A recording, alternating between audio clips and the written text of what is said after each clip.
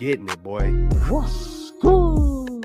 You know who it is. It's your boy, Jay in the Bay. Your baller back again. Smells like football season. Yo. Yeah. Whoa.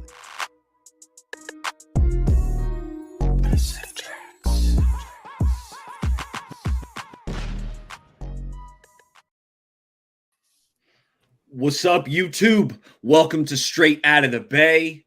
This is Super Bowl week, and you know the 49ers are represented. Bill Parcells famously said, "This is why you lift all them weights." Let's kick it around, see how everybody's feeling. Jay, how you doing? What's good?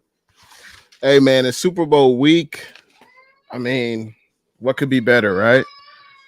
Excited to be here with you gents, always on a Monday night, and looking forward to talking about the game, man. Hey, Kelts, nice to see you. How you feeling about the Super Bowl? How you feeling today? Man, faithful. Rise up. Yay! Hey, it's time, man. The time is now. Hey, we coming to take it. Like Steve Young said, let's get it. Let's go. That's it, man. I've seen better days, but this week is going to be glorious. Love it. Love it. Glad you could make it. And Amin, the dream, the legend himself in the flesh. We got him here. Amin, how you feeling today? Feels great. I mean, one more week, or this is the week, but like one more Sunday until the Super Bowl, and we could be sitting here next Monday talking about the Niners having their one. I mean, I can't even talk right now. Like, that's how excited I am right now. But like, potentially winning their sixth Super Bowl. So, what's better than that? And like, there was a quote that I heard last week was, and like it was been surfacing on Niners Twitter, but champions act like champions before they're champions. And the 49ers could end up being champions by the end of Sunday night. So, I mean, can't complain. No doubt. Love it. And Amin, when we were talking pre-show, you said, hey, I want to talk about Kyle Shanahan a little bit. And what I decided to do is if we could get Kyle Shanahan in front of you and you could send him a message, what would you want to say to him? So before I get your message to Shanahan, let's say what's up to the chat. We love pulling up chat comments. So feel free, leave your comments in there so we can get a dialogue going. But hey, shout out to E. Kim for stopping by. So a message to Kyle Shanahan. I'll go first on this one because I'm going to say, Kyle, let's be appropriately aggressive because we've seen a couple times, especially in the playoffs, where he gets kind of conservative. He takes the foot off the gas where, hey, Kyle, you got Brock Purdy now. You got Christian McCaffrey. We got all these weapons. When the time comes, let's be appropriately aggressive. Go for a touchdown instead of just settling for a long field goal. So that'd be my first one. And then I'm going to remind him, take what the defense gives you. And maybe that's also for Brock. But if the defense really is stacking the box, you can still try to run at it. But I would say if they're loading the box, hey, let's trust these weapons. Let's trust 13 getting the ball into their hands. So my message to Kyle, be aggressive, but also take what the defense gives you. So, Amin, what do you have? What's your message to Kyle Shanahan? I mean, kind of like what you said, obviously be appropriately aggressive, but Kyle, don't overthink this. Like around the league, you're known as this offensive genius, yet in postseason, we've seen time and time again where you've made questionable decisions of you either overthinking, of you being sometimes too conservative, sometimes you being overly aggressive.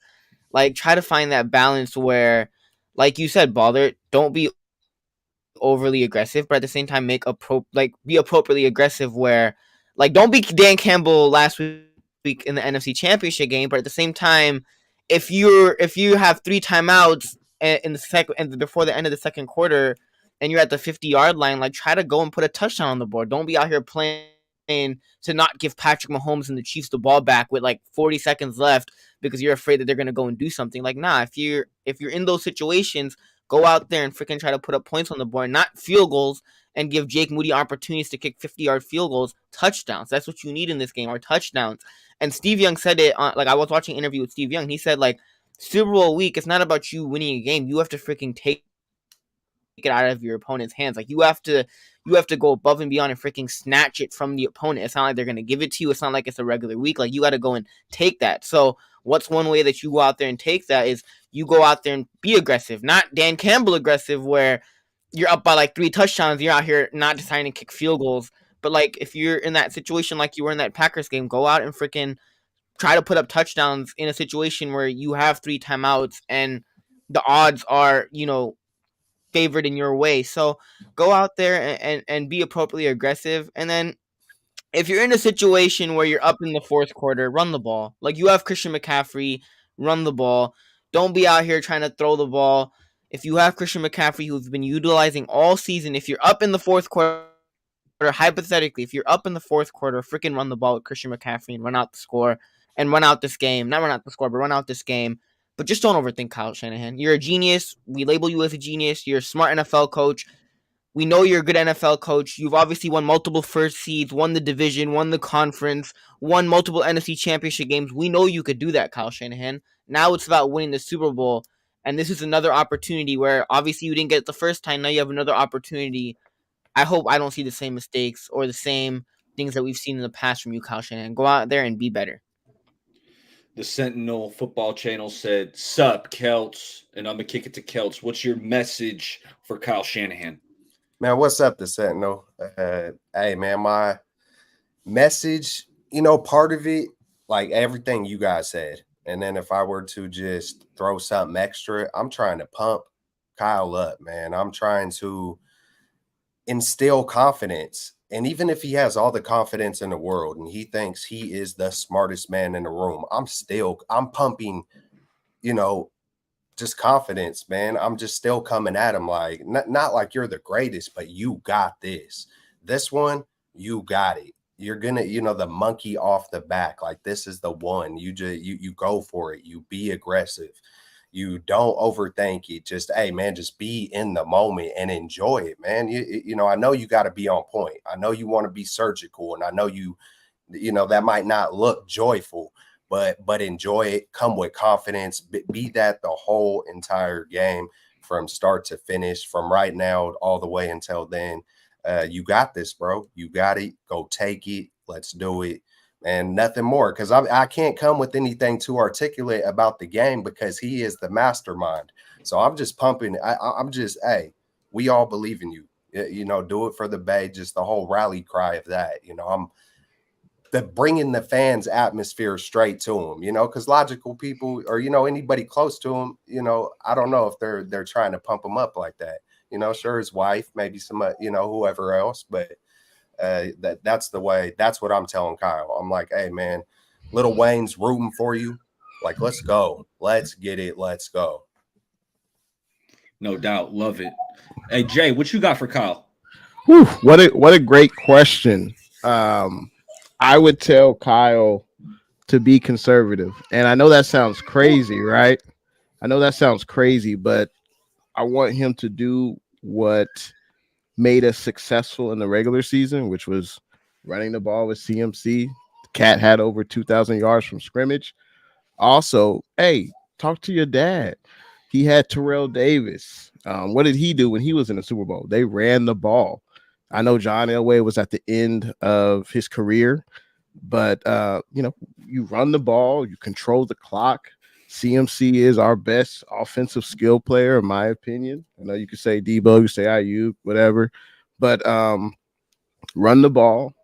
The Chiefs give up a lot of yards in the run game as far as during the regular season. I think they're in middle of the pack in their run D. So, hey, be conservative and take shots when you feel it's necessary. I know you believe in Brock, but I think CMC is the way to go. This is the final game of the year. Hey, 30, 35 carries for CMC. He can rest in the offseason, but I think you just be conservative, keep it simple, run the ball, protect the football. That's most important. And that's what I would tell Kyle. Just keep it simple, do what got you here, and expose or continue to expose the Chiefs' weakness on defense, which I think, is their running game. Hey, Baller, do you mind? Hey, go ahead, Kels. Go ahead. Hey, let me just say one thing. It's hard to really put it into words, but it's like, um, I kind of like that approach, just given the fact that come back to me. Go ahead. I mean, like you hit it a certain way, but come back to me real quick.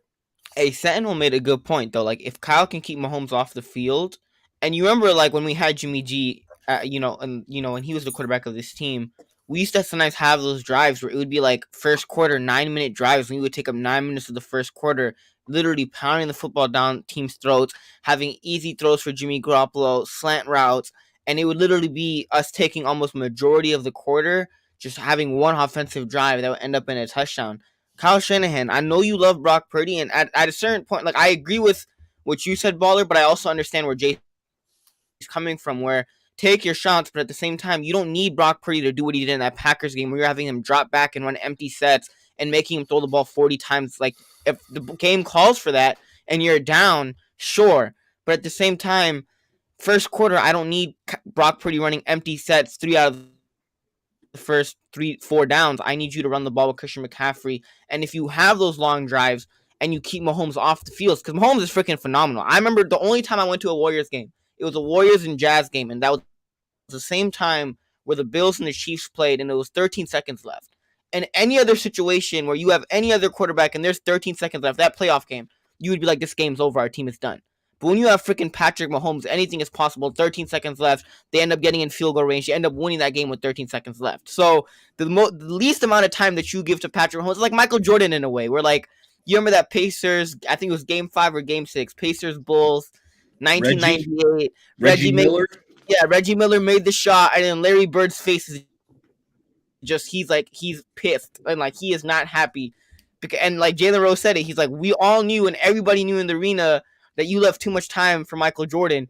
And Michael Jordan didn't, like, obviously it didn't end up hurting them, but Michael Jordan freaking double clutched on that shot and it almost went in. It literally hit the rim and bounced out. So Mahomes is one of those guys where you give him 13 seconds, you give him 15 seconds, he can make something happen. That's how special Mahomes really is. So the least amount of times that you can have Mahomes on the field, if you can really control time of possession and keeping the Chiefs off the field, that'll be huge for the 49ers.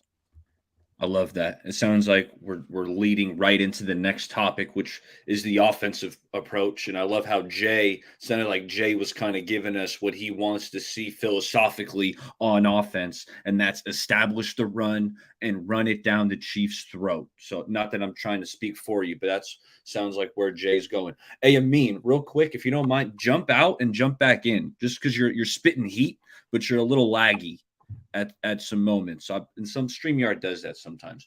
Sometimes that'll just cure it up right there. But I want to talk about our offensive approach. What's on your mind, Kelts? Hey, I remember my point, but I think Jay's approach, because of the Chiefs' struggles, I just start thinking about a lot of Chiefs games where this could be the one game where it's like, yeah, take it to them, matchup to matchup, but be a little, being a little conservative versus this Chiefs offense might not be a bad thing.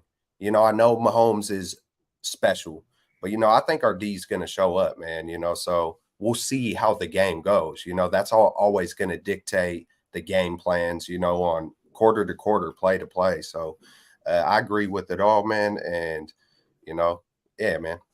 I want to hit on this comment because right before we went live, I had put this on where they had, up at the podium, it was like Fred Warner, Chris Jones, Brock Purdy, and Patrick Mahomes. And they're talking to all four of these guys. And like RM said, he said, just watch the opening night and the Niner fans are hyped. They booed the hell out of KC. Yes, the Niners fans were loud wherever that was being held. And I love to see it kind of setting the tone here for Super Bowl week. It was awesome. So offensively, man, Jay, I think I'm along the lines with Jay because I want to run the ball. I do want, while my message to Kyle was to be appropriately aggressive, I would love to score points running the ball, kind of playing the Jimmy offense. Like I'm thinking, let's start out with the Jimmy G kind of just like what I mean by Jimmy G is the quick hitters. Let's get the bubble screens, the tunnel screens to Debo going. Let's hit a couple slants over the middle. Let's run the rock. And then if we need to expand, if Brock needs to get deep in his bag, in this second, third quarter, I believe in Brock. We can do that. But why don't we start out running it down their throat, hitting the quick tunnel screens, like I said. Let's get Debo going because Debo is just so special when he gets the rock. I mean, we even saw it last week. I thought Debo really kind of shifted the game against the Packers and against the Lions, where he's catching these balls, making a couple guys miss, and it really gets the whole team going. He's so special, so physical with the ball in his hands. I want to see that. Offensively, Jay, I know you want to run it, but what other thoughts you have on offense? A Moteur in the comments section made a great point, and this should be for all the entire coaching staff, especially the coordinators. If your original plan is derailed, you got to have a contingency plan. You got to be able to switch it up on the fly, and that's what separates the good coaches from the great coaches. So great point, Moteur.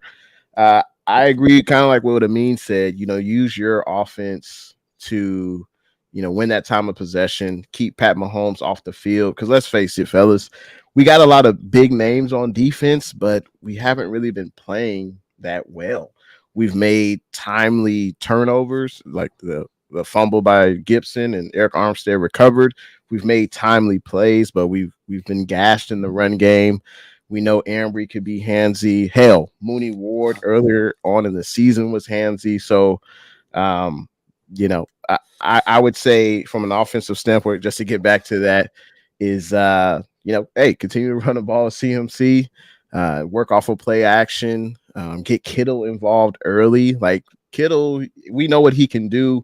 I don't think he's been utilized as much. I know there's tons of weapons on the field, but utilize that play action, get Kittle out in the open. He's a mismatch nightmare out there on the field. So that's what I would say. And obviously protect the ball. I love it against this KC Chiefs defense. And I want to piggyback off the play action because that was a great point, Jay. I want to see it under center. I feel like the under center play action is really what kind of gets this offense going. When Brock's got to turn his back to the defense and those linebackers really do get sucked up towards the line of scrimmage and you're throwing balls right over their heads, I want to see some of that under center. I like that point. Kelts, what else are you thinking offensively? In 1994, I was 8 years old, but I had a really good memory back then. The third play of the very first game of that year, the 49ers went deep over the middle. I don't know how long the touchdown was, but I want to say 50 to 70 yards. I believe it was to Rice, the third play of the game, 1994, game one, regular season. In the Super Bowl, third play of the game, versus the Chargers. They freaking third play bombed to Jerry Rice. And my God, bro, if I could relive that, that's what I would want. You know what I'm saying? Let's take a deep shot early and punch him all the way in the throat. And imagine what that would open up. I know that could be taking a bit, to be honest. Is that really taking a big risk? I mean, if it's way down the field, you could almost consider that a punt on the worst case scenario. But that would be amazing. That's how I would open it up. And then, of course, man, like Jay said, you got to pound the ball, play action. Let's see some of the bag. Let's see if there's been some tricks up the sleeve that's been hidden for a while. And let's see some Kyle specials. Let's see some dudes wide open versus this number one defense and Spagnola and Kyle Shanahan. And a lot of respect to the Chiefs. I'm well aware of their strengths. The Bolton, the McDuffie, the Snead, the Chris Jones, the Karlaftis, just all of it, if I say Karlaftis right. But yeah, man, just I understand it all. And hey, man, let's get some game going all directions, the full field, the whole entire field, east, south, north, west. Just do it all. Let's see it. Be conservative. Hey, do your simple power stuff. and keep going to it, but then flip the script. Don't get stagnant. Don't, build a good rhythm, whatever that is. Even, hey, sometimes a good rhythm could be a deep shot, and instead of waiting and, oh, it'll come, I'll take, hey, hit him where it hurts, man, and let's go. And we know, hey, Brock is willing to give, especially BA. We saw the play it got tipped up. It was a long catch, but early in that game, I want to say first drive, Purdy also threw a one-on-one go ball to Ayuk, which he ended up having to break it up. But Brock trusts BA, and he's going to put a couple up there in this game coming up. The dream. We're still talking offense. Before we flip it to the defensive side, do you have any thoughts about the offensive approach or just the offense in general? I mean, y'all pretty much summed it up, but like, yeah, Kyle, obviously utilized Christian McCaffrey, and that's the thing though. Going back to last Super Bowl, it's honestly like when I think about it, what Kyle Shanahan did when we made it to the Super Bowl last time, and what we did with Jimmy Garoppolo, it's like so impressive because you look at other teams when they have limitations at quarterback and they get bounced in the first round of the playoffs, or they have to run their offense a certain way, and sometimes it goes well for them, sometimes it doesn't. And when you think about what Kyle Shanahan freaking did with Jimmy Garoppolo and how he managed to take that team to a Super Bowl, it's honestly freaking astonishing. But Kyle, this year you have Brock Purdy, you have a quarterback in which you trust. So if the run game isn't working, you can rely on that passing game. If the run game is working, freaking use the running game, right? But at the same time, you're not limited to a certain, you're not limited to either one or the other because you have a quarterback that you trust and you have freaking one of the best running backs in football. So whatever's working, use it. Don't, obviously overthink. But use play action. This Niners team is really successful when they do run play action. So run some play action.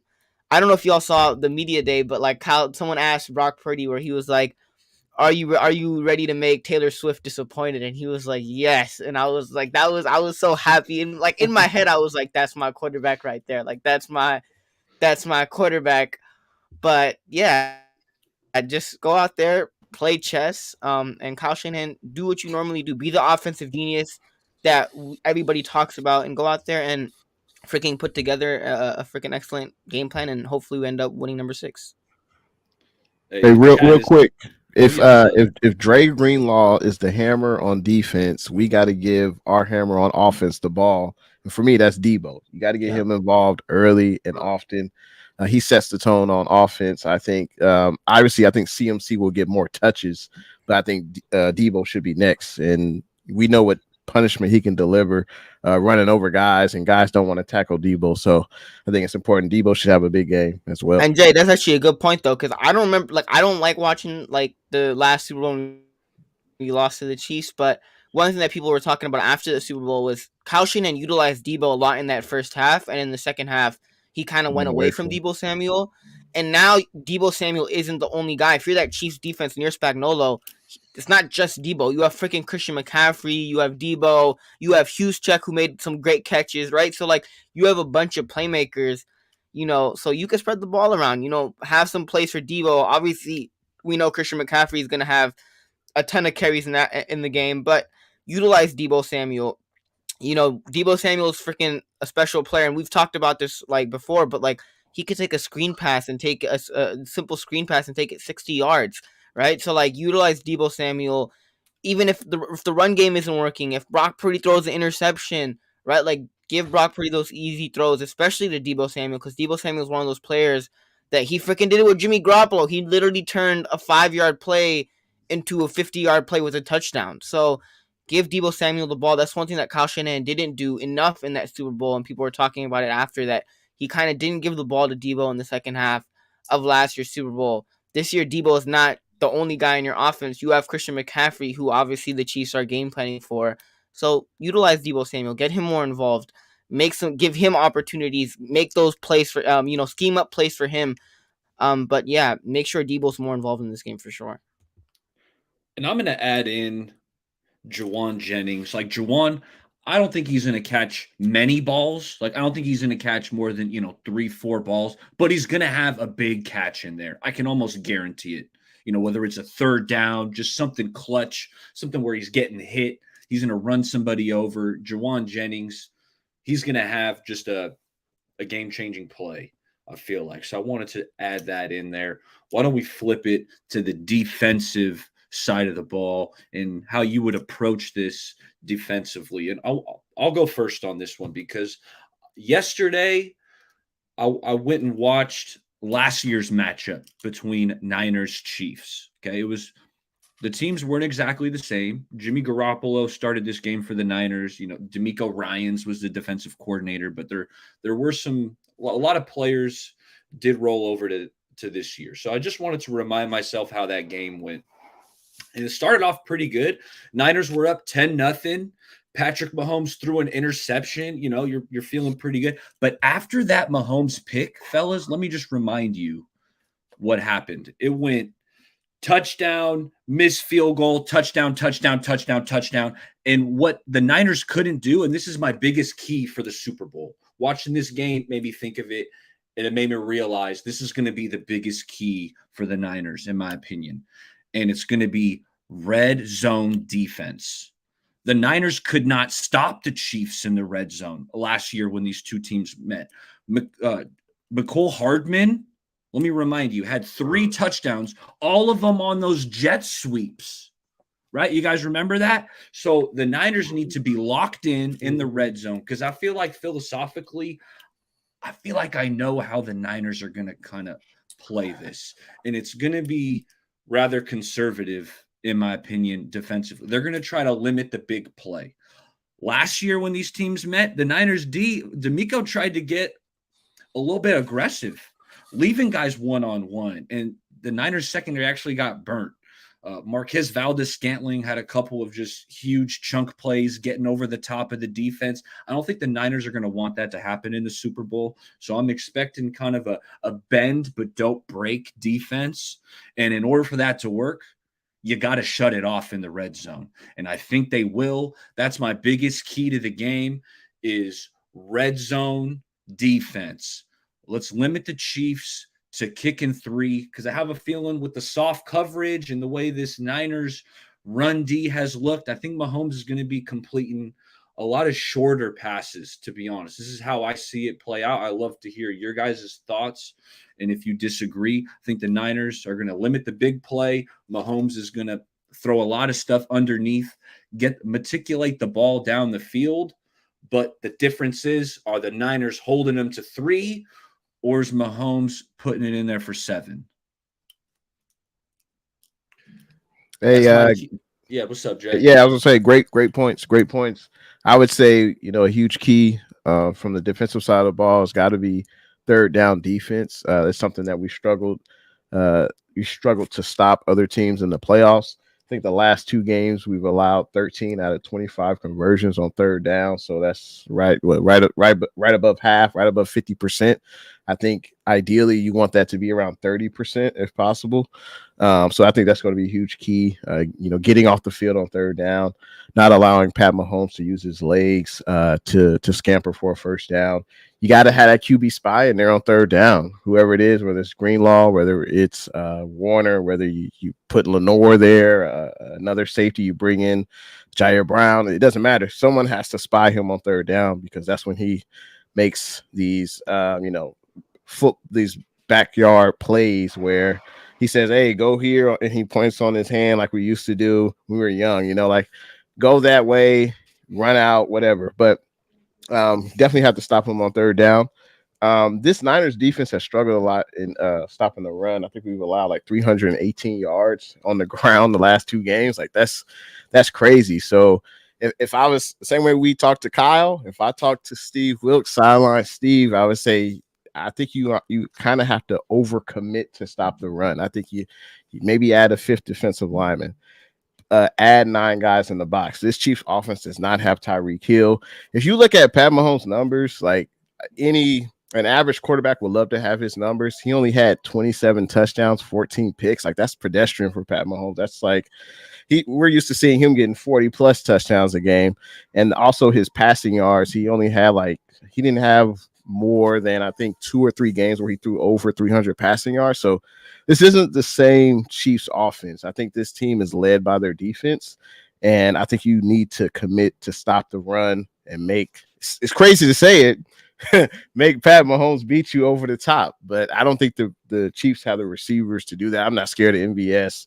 Rice is having a hell of a year. Obviously, you got Kelsey, but I think the biggest key, you got to get off the field on third down, and you got to shut down this running game because Pacheco is a pretty good running back. He runs hard, and I'm looking forward to collisions between him and our backers. But you got to overcommit to stop the run. That's what I think sideline Wilkes should do. Kelts, how you feeling about the defensive approach? Effort, and some more effort. I feel like we have a defense that can still be great. I think we have been kind of pity pattering through the playoffs, but just give max effort. We got a gang of talent. Put it all on the field. That's like my first thing. And that's to the whole entire squad, from the coaches all the way down to the backups. Just come with maximum effort. We got the talent to get it done, and mix it up. I love to mix it up early.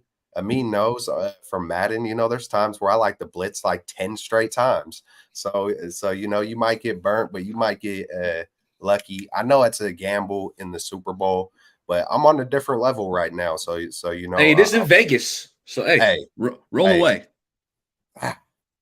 Let's get it. So hey, lay it all out, man. Blitz up the middle. I seen someone on Twitter talking about blitz up the middle. I like that. Just with the way that Patrick Mahomes moves. All the points that Jay and the Bay said with the weapons, they still got some players, man.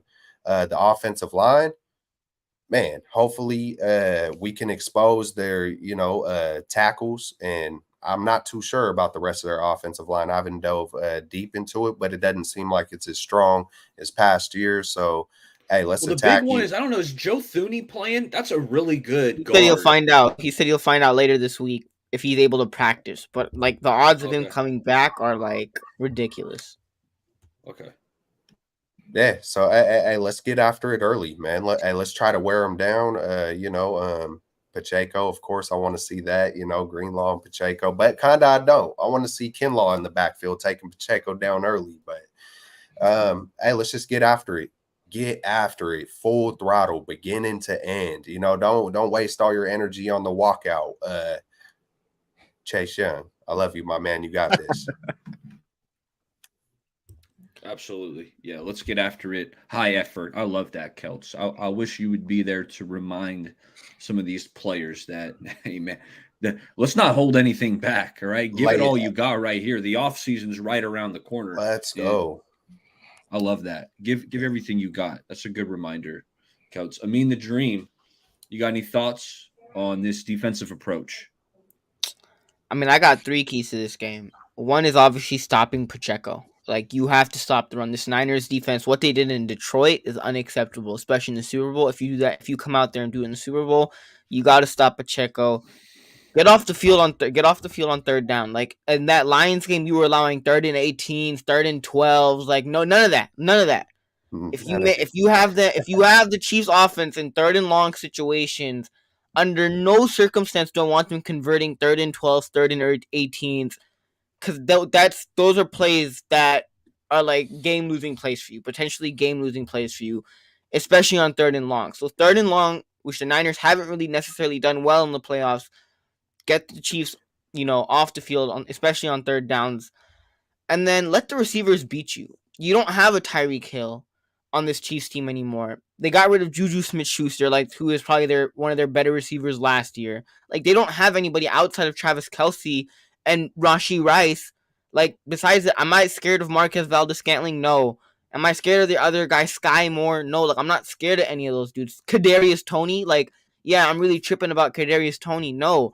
Let the receivers beat you. And I get it. It's crazy to say that let Patrick Mahomes and that team, beat you. But that's what you kind of got to do. Stop Pacheco. Don't allow them to run the football. Obviously, get off the field on 3rd down. But let those receivers go out there and beat you. There's no Tyreek Hill on this team. The best guy that they have a receiver is a freaking tight end in Travis Kelce. But let the receivers go out there and beat you. And if the Niners can go out there and do that, I think that'll definitely be a boost for them. And then get after Patrick Mahomes. The one time that Patrick Mahomes lost the Super Bowl, he was pressured on 29 out of his 56 dropbacks. And that was against that Tampa Bay Super Bowl where Todd Bowles dialed up some blitzes occasionally, but that front four got there and pressured Patrick Mahomes and made him get the ball out. And he was throwing balls almost touching the floor and almost touching the turf. Like, you have to get after Patrick Mahomes, make him uncomfortable, make him roll to his right, make him make throws from different arm angles, like make him uncomfortable as possible. Joe Thuney, Pro Bowl offensive lineman, he's out. Like the Chiefs offensive line isn't a horrendous, but at the same time, your front four and Bosa, Armstead, Hargrave, this Niners defense. When you think about this Niners defensive line, that's a strong point of this team. So this strong point needs to show up, especially in the biggest game of the season. You have to get after freaking Patrick Mahomes. You have to make him uncomfortable. The Bucs did it, and the Bucs ended up winning that game, and that's the only time that Mahomes has ever lost a Super Bowl was against the Bucs. So you have to go out there and do that. Bosa, I need you to have a huge game. Chase Young, just freaking show effort. If you don't show effort, get out the game. We don't need you to play, but I need you to go out there and put effort out there. That's one thing that even Richard Sherman said. Effort is one thing that you have control over, and it's kind of embarrassing that this late in the season that we're talking about effort. We shouldn't be talking about effort, especially in the playoffs. Like Jim Mora playoffs, like we're talking about effort in the playoffs. Like that's one thing that we shouldn't be talking about. It was the NFC Championship game. That's the game before the Super Bowl. You've fallen short multiple years, and you're not giving your 100% to try to win that game. Effort is one thing that you have control over. Whether you win, whether you lose, whether you're going up against a more talented team, doesn't matter. The effort that you show out on the field has nothing to do with how talented you are, how fast you are, how athletic you are. Your effort, anybody can give their 100% effort or 110% effort out there. So go out there, give it your 100%, leave it all out there. Chase Young, I love you, but we need a big game from you. Like, we need you to go out there, at least get a couple of pressures. A sack would be great, but we need you to go out there and give your 100% effort. Not let Pacheco run by you and you just stand there and just do whatever. Like, we need 100% from this defense. So go out there, make Mahomes uncomfortable, give your 100% effort. I don't know why that should be even talked about. Oh, put an effort in the Super Bowl. Like, yeah, that's what we expect from this defense. Not only the defense, from the offense also. Give it your 100%. Especially, it doesn't matter what game you're playing, but especially in a playoff game, especially in the Super Bowl, like go out there and put in your effort. So, obviously, like I said, third down, make the receivers beat you and make Patrick Mahomes uncomfortable. That front four, especially with the Chiefs' injuries on the offensive line, go out there and make Mahomes uncomfortable. I expect big things from that defensive line. Hey, real quick, baller. What's up, Jay? All right, I just got to say what's good to Livy's World and everyone else that's in the chat right now. Make sure you hit that thumbs up button if you're excited for the Niners to be in the Super Bowl. But real quick, a stat that I saw that was interesting. The Chiefs were 11-6 to end the regular season. Out of all their 6 losses, they never scored over 20 points except one time. That was week 1 against Detroit. So the key number has got to be 20. So if the Niners defense can keep this Chiefs offense under 20, hey, I think we'll be good. I think we'll have number 6. So. And if I'm Wilkes, I'm watching what the Raiders did against the Chiefs, because the Raiders had a great game plan against the Chiefs, and they kind of limited that Chiefs offense. So if I'm Steve Wilkes, I might be looking at what the Raiders did. Like, teams looked at what the Niners did against the Eagles, and Nick Bosa said we put out a blueprint. Like, go out there and look at some tape of what that Raiders defense did against the Chiefs. Because this defense really does have to show up against Patrick Mahomes and this Chiefs offense. Otherwise, it will get ugly. So this defense probably, even more than Kyle Shanahan, has the most pressure going into the Super Bowl game, because the defense doesn't show up. If this defense doesn't show up, and that's the funny thing is, like, a couple of years ago, and even in the beginning of the season, like, we weren't worried about this defense. But now in the Super Bowl, we're not even worried about the defense making mistakes. We're worried about them not putting 100% effort. Like this defense. Do you feel like it's the entire defense, or it's just Chase Young? Because he's the standout. I mean, effort wise, you could say it's Chase Young, but even then, the run game has been stopping the run. On a play, I thought it was Tayshaun Gibson on the Jamison Williams reverse. Chase Young is the big one that jumped out. But watching that all 22, there were a few times where I'm going, is he going all out? And it's like Amin has said, in the NFC Championship game, you can't have that happen. That being said, this defensive line, I'll take it a step further. I mean, you were talking about the defense needing to step up. I'm looking specifically at this D line because they haven't lived up to the expectations. These guys are getting paid a ton of money. And, I see the effort from Bosa, but just the impact hasn't been as big as I thought it would be when we had assembled this defensive line, especially after getting Gregory, getting Chase Young. That being said, fellas, there's still time. You show up in this game, I'll forgive everything.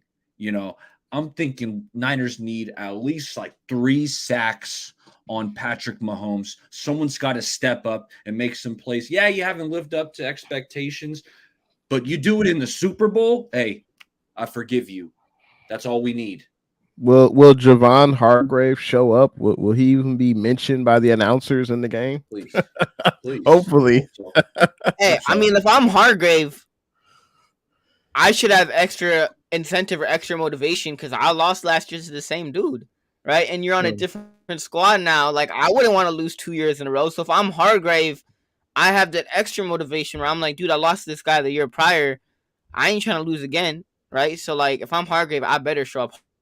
Hargrave, Armstead, Bosa, Chase Young. Like, if Chase Young, you go out there and give me a sack, 1 sack, and you go out there and make Mahomes uncomfortable, get a couple of pressures in there, all is forgiven, my friend. Like, all is forgiven.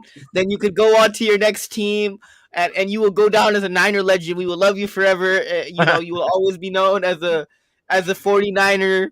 No complaints, but we need you to step up in this game, Chase Young. Facts. Hey, any last thoughts on defense before, I want to hear who you think's going to have a big game, but last thoughts on defense. I would love to see Wilkes. I think Amina mentioned it earlier, or maybe someone in the chat. Have Bosa or Young blitz through the middle, through that A gap. That'd be nice to see. Let's see some twists and some stunts between the defensive linemen. I felt like it's been kind of vanilla with the D line, so that's something else that I think Wilkes should add in this week. We're about to unleash it, man. Maybe that's what it's setting up to be. Maybe it's been a little vanilla. And it's like you hate to say that because it's like kind of, have they kind of been playing it vanilla versus a Green Bay or a Lions and waiting for the big one? But who knows? Who knows the real games that they be playing, especially a guy like Kyle Shanahan. So, man, I feel it, man. Let's get a little more creative and get after it. Full effort. Everybody. No doubt. Hey, someone's going to have a big game. I want to hear from you guys. I know it's tough to pick one guy, but let's go around and think about it right now. Lock in who you think is going to have a big game, 150 plus yards, at least a tug. Let's kick it around. And why don't we give the young buck kind of the pick of the litter? So, Amin the Dream, everyone's on the board. Who's going to have a big performance? Who's stepping up in the Super Bowl? Who you got? Amin the Dream. Jake Moody. Jake Moody's going to go 3 for 3 on his field goals. No, I'm just playing. You think I'm going to go Jake Moody? Heck no. Heck no. I mean, the easy pick would be Christian McCaffrey, right? Like, the obvious pick would be Christian McCaffrey. I think he goes for over 80 yards and 2 touchdowns. I'm going to go with Christian McCaffrey. I think that's the easy pick. All you got is 80 yards? I'm going to be nice about it. I think Kyle Shanahan, if the Chiefs go out there and stack the box, I don't know if Kyle Shanahan's going to commit to the run. That's just one concern that I have about Kyle Shanahan. What about total yards? Because we know CMC's going to catch some balls too. So if you factor in receiving yards plus rushing, like what are you thinking for CMC in this game? I'm going to go over 110. Well, okay, 110 total yards. Okay. And I think he gets in the passing game. Brock Purdy's, yeah, but rushing, running the football strictly Christian McCaffrey and his carries and things like that, and the touches running the ball. I don't know if he gets over 100 because Kyle Shanahan, we've seen it even in this postseason that when Kyle Shanahan's running game isn't necessarily on point, Kyle Shanahan does tend to abandon the run and rely on Brock Purdy because he does trust Brock Purdy. So I don't know if he goes over 100. If he goes over 100, great. Like, that'll be amazing. But I'm going to go 80 rushing yards and 2 touchdowns. Okay. Hey, that's who Amin's got. Jay, who you thinking? Who's going to have the big game for the Niners? Whew. Man, so many players I could mention. I think it's going to start off in the trenches with the big silver back, Trent Williams. I don't need to say no most. It's Trent Williams. I got another guy though, and it's the highest paid defensive player ever in the NFL, and it's going to be number 97, Nick Bosa. He's going up against Jawan. Well, okay, Jawan Taylor's a right tackle. Usually Bosa lines up on the offense's left side, but let's say he does line up against Jawan Taylor or Chase Young or whoever that edge rusher is going to be. Jawan Taylor is the most penalized offensive lineman in the NFL. 23 total flags, 8 holding penalties. Someone's got to eat, whether it's Chase Young, whether it's Bosa. But I'm putting more emphasis on Bosa. We know what he did. He held out. You know, he got his bread. Can't complain. But Bosa's got to have like an all-time great Super Bowl. You know, not only with just getting after Mahomes, you know, jumping up, batting balls down, recognizing, hey, there's a receiver next to me. He might try to block me. Like, show some awareness with that. See those screens before they materialize. And just be a disruptor. That's what I want to see from both. Be a disruptor. I think mentioned the Raiders earlier, or Max Crosby. He's a guy that's exciting to watch. And every time the Raiders are on, you watch Max Crosby, max effort. He's a disruptor. He may not quarterback, but he's always making a play that disrupts the offense. So that's what I want to see from Bosa, the highest paid player in the NFL, defensive player that is.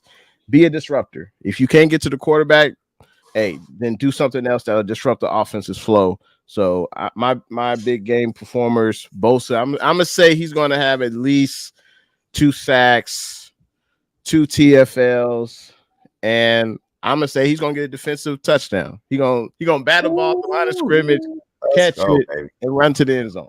Touchdown. Let's go. That sounds my like expectations he's are big. putting his hat in the ring for Super Bowl MVP. Absolutely. Hey, Jay, I hope that happens, because when you mention adversity, when you mention adversity, it usually comes to fruition. So hopefully this is a positive. So hopefully this actually ends up happening, because when you speak of adversity, the Niners usually do end up facing adversity. So, hey, keep dropping in the chat. Chat's live right now. We appreciate all you guys. Who you think's going to ball out and have a big game in the Super Bowl? Motor gave us a few. He said Brockman, Debo, Bosa as well. Low stopped by. He said Debo, big game on 84 yards receiving, 47 yards rushing, 2 TDs. And Jair Brown with the blitzes. He's going to force a fumble to seal it. Shout out, Los. Thanks for stopping by. But, hey, Celts, who you got? Who's going to have a big game on Sunday? Well, Nick Bosa is going to be shaking hands with Chase freaking Young, because I think he's going to come with that maximum effort, and I think he's going to get a strip sack fumble. I'm hopeful. I'm faithful, and that's just what I'm going to. But also, I'm not going to talk crap about someone, unless, I believe in that person at the same time. A lot of times I just want to see that person rise up. You know what I'm saying? So, but also Glock freaking Purdy is going to come through, and he's going to let it be known that he does belong, and he is here, and he is more than a game manager, and all the noise, all the stuff. I think he's going to be distributing the ball to all the weapons. I made a prediction saying, hey, Debo, Ayuk, Kittle, CMC, they're all going to get TDs. That's the way I feel. That's how I see it. I think it's I could see CMC getting 150 yards, and Brock being the MVP. 300 plus yards, 3 touchdowns, no interceptions, and man, let's go, man. Let's hoist it up. Love it. I love how you went to Brock because I think this could be a game where Brock completes 70, which isn't even that crazy of a number. The guy almost averaged 70% completion percentage, but I think he's going to average like 75. I think he's going to be throwing a lot of quicker passes, maybe shorter passes where that completion percentage is going to be really high. I think Brock's going to have a really good game. For my big game performance on the defensive side, I'm going Fred Warner. 54. Big Fred is going to show up. When I'm thinking about the Chiefs offense, Patrick Mahomes, but really it starts with Travis Kelce over the middle. And that's where I think Fred Warner is going to be huge, locking down that middle of the field. I'm thinking interception by Fred Warner, specifically when he's going to be matched up on Travis Kelce. He's going to jump a route. He's going to make a play. Shout out 54, the best linebacker in the NFL. He's going to show up and show out come Super Bowl Sunday. Offensively, I like Brock. McCaffrey, I think, is going to have a big game. But I got to mention B.A. I mean, B.A. has been so consistent all year long. I don't think Ayuk is going to have a ton of receptions. I think it's going to be right around, 4 or 5 catches, but he's going to make a big play. He's going to catch a slant over the middle, make a guy miss, and be off to the races. I see Ayuk, maybe not the volume of receptions, but he's going to make a big play. He's been so awesome this year. Brock, like we mentioned earlier, trusts him. He's willing to give him some shots down the field, and Ayuk's going to come through just like he did against the Lions. And Next, I think, yeah. Baller, real quick, Baller. And I think if we do actually end up winning the Super Bowl, Kyle Shanahan has to have a big game performance offensively. I think Kyle Shanahan, not even just offensively, but in terms of his decision-making as a head coach, whether to go for it on 4th down, whether, to punt the ball. Whether to throw a challenge flag. Yeah, right, whether to throw a challenge flag, right? Like, he botched that one last year against Philly, right? That opening possession, he didn't throw the flag. Yep. Whether it's offensively, whether just making decisions like that, I think we need a big game from Kyle Shanahan, where it's not necessarily Kyle Shanahan is in his bag where he's pulling out trick plays and pulling out all this crazy stuff, but it's just Kyle Shanahan just making the right decision. It doesn't have to be, the most extravagant, schemed play or, a trick play or anything like that. It just has to be Kyle Shanahan consistently not only making the right decisions, but making good decisions. And that could be even a simple decision, right? Whether if you're deciding to, I don't know, but it just has to be not only, the right decision, but just good decisions. And if Kyle Shanahan goes out there and makes good decisions, makes simple decisions, doesn't overthink, if Kyle Shanahan has a big game in terms of him just making smart and good and right decisions, the Niners could end up winning the Super Bowl. But if we see Kyle Shanahan not throwing challenge flags, worried about giving Mahomes the ball at the end of the second quarter with like 10 seconds left and settling for field goals, things like that, where Kyle Shanahan, if you're not making, good decisions, that could end up costing you. So we need Kyle Shanahan on his A game.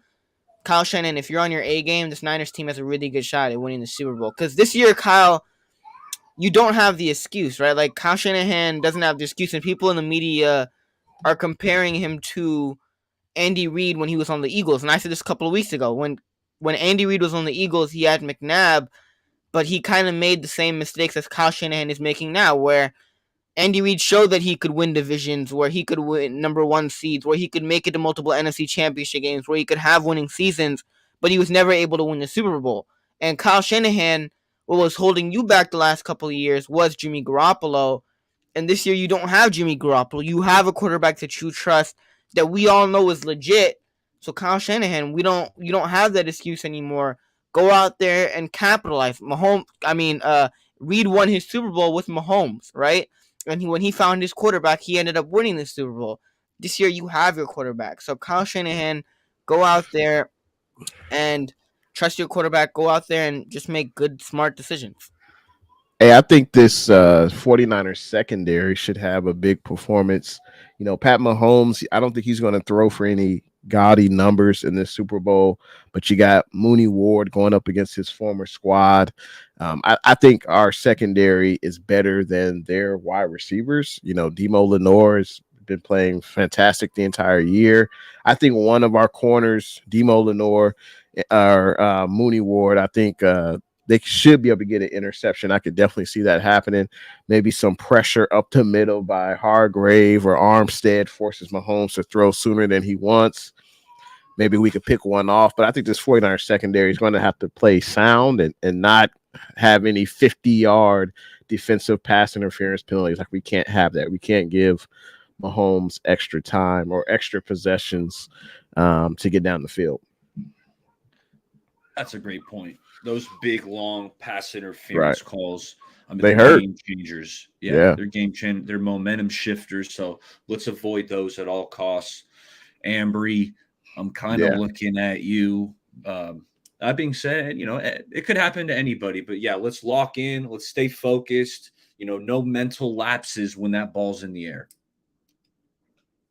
Next up, we went to the big time performers, but I want to hear who's that sleeper, kind of the under the radar guy that's going to step up and kind of make himself a household name. That's kind of how it goes in the Super Bowl. You perform, you have a big game, people will find out about you. So I want to know who you think is that sleeper performer who's going to step up. And offensively, we can go one offense, one defense if you want to do that. Offensively, I'm looking at, he's not a sleeper to us Niners fans, but I think nationally, Juwan Jennings. I think Juwan, I spoke about him earlier. I think he's going to have a couple catches that are going to be huge, third down conversions, tough catches in traffic. Juwan, we know what he brings as a blocker in the run game. The dude is so freaking physical. But I think Juwan's going to have a couple just huge clutch catches in key moments. So I'm going Juwan on offense. Defensively, man, I was waffling back and forth between a couple guys, but I'm going to give it to someone who I had been hard on previously, but this year he's really stepped his game up, and I have no gripes from him. I can't beat him up from his performance this year. He's exceeded my expectations. I'm looking at Javon Kinlaw. Big Javon Kinlaw. The Niners are going to need him on the interior. I feel like he's been flashing here in the playoffs really all season long. I think Javon's had a pretty steady season. In this game, I think this is a game Javon is going to be so fired up for. And, having Armstead and Hargrave, Javon knows that, he's not going to get 30, 40 snaps out there on the field. It might only be 15 to 20. So when he's out there, give everything he's got. I think Javon's going to make a play. He's going to push the pocket, grab onto Mahomes, yank him down. Kinlaw, kind of a sleeper performance on the interior. But Jay, I want to hear who you got. Who's a sleeper you think's about to ball out? Hey, just to piggyback on Juwan Jennings, because that was one guy who immediately came to mind. With him, it's not the it's not the quantity of catches he gets, it's the quality. Usually he's making those big third down catches, or he's pushing your corner into the Gatorade jug. Like, he's going to bring that passion, whether he's catching the ball or whether he's blocking.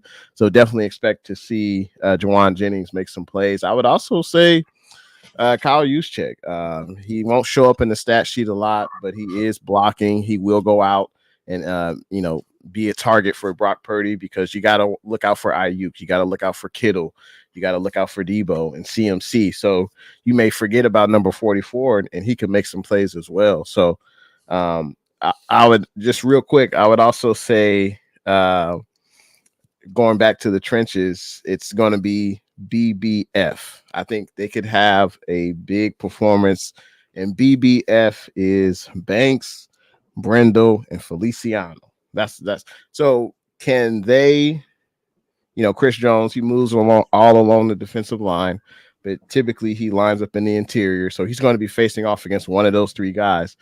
If he goes up against Brendel, I know he's going to be pushing Brendel into the pocket, which is going to force Purdy. And another thing about Purdy, real quick, he needs to be on bootlegs. Get him out the pocket so that way he can see the field. He doesn't have to stay in the pocket and get pushed into by Chris Jones from Brindle.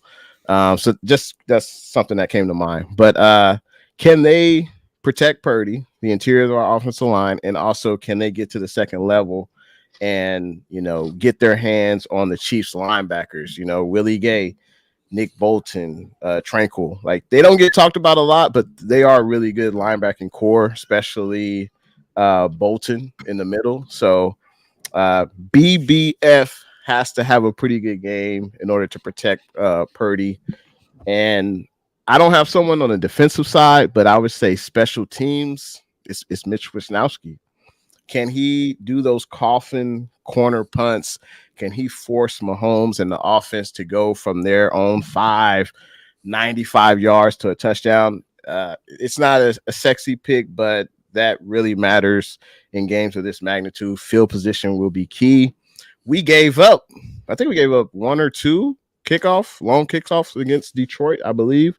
So I think that's going to be a key. But Mitch this is probably arguably his best year this year. So I expect him to have I expect Mitch to force KC to have those long drives, to go 80, 90 yards just to get to their own end zone. So that's huge.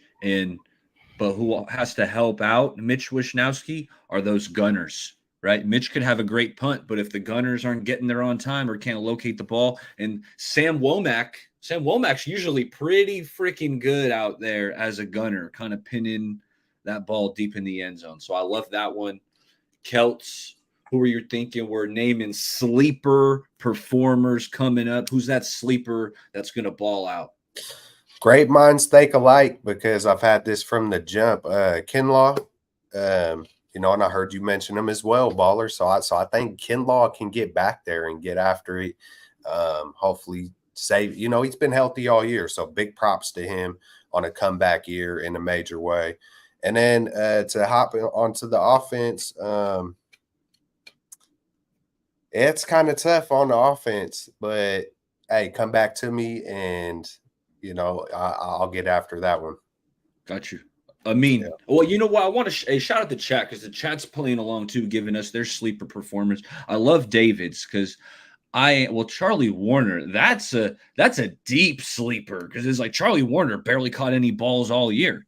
Good blocker, but I think David's thinking he's going to have a big reception in there. So shout out David. But Kevin Givens, I love me some Kevin Givens. That being said, I've picked him kind of as a couple times. I've tweeted it out like, I think this is a Kevin Givens game. And whenever I make that proclamation, it never comes to fruition.